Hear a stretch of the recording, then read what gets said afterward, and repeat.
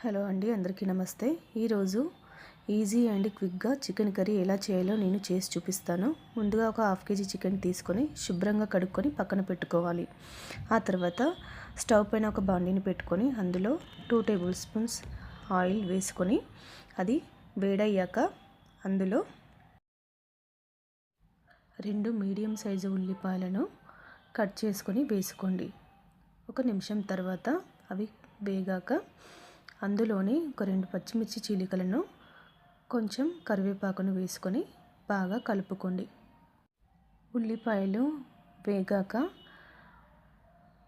అందులోనే కొంచెం అల్లం వెల్లుల్లి పేస్ట్ వేసి పచ్చివాసన పోయేంత వరకు వేయించాక అందులో ఒక హాఫ్ టేబుల్ స్పూన్ పసుపు వేసుకొని బాగా కలుపుకోండి.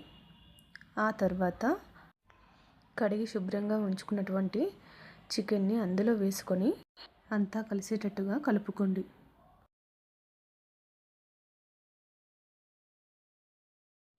అంతా బాగా కలిసేటట్టుగా కలుపుకొని మూత పెట్టి 5 నుంచి 6 నిమిషాల వరకు ఉడికించుకోవాలి.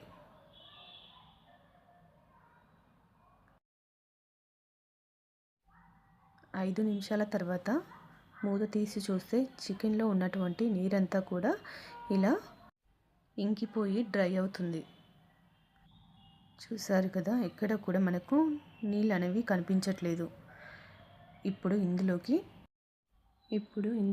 1 టీ స్పూన్ కారం, 1 టీ స్పూన్ ఉప్పు వేసుకొని ఒకసారి బాగా కలుపుకొని మూత పెట్టుకొని ఒక 5 నుంచి 6 నిమిషాల వరకు మూత పెట్టి ఉడికించుకుందాం.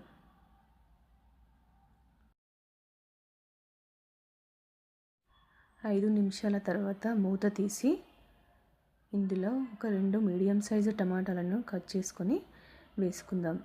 ఒకసారి కలుపుకొని మూత పెట్టుకొని ఒక 5 నుంచి 6 నిమిషాల వరకు మూత పెట్టుకొని ఉడికించుకుందాం.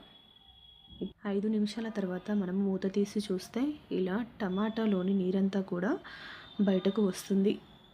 ఇప్పుడు ఇందులో మనము ఒక టీ స్పూన్ ధనియాల పొడి, half teaspoon garam masala పొడి, అలాగే ఇందులోనే కొంచెం కసూరి మేతి వేసుకోండి. ఒకసారి ఇదంతా కూడా కలిసేటట్టుగా బాగా కలుపుకోండి. ఇలా కలుపుకున్నాక మూత పెట్టుకొని ఒక 5 నిమిషాలు ఉడికించుకుందాం. ఇప్పుడు 5 నిమిషాల తర్వాత మనము మూత తీసి చూస్తే చికెన్ అంతా కూడా బాగా ఉడికి ఉంటుంది. ఇప్పుడు మనము గ్రేవీ కోసం సరిపడా నీళ్లు పోసుకొని మూత పెట్టుకొని ఒక 3 నుంచి 5 నిమిషాల వరకు ఉడికించుకోండి.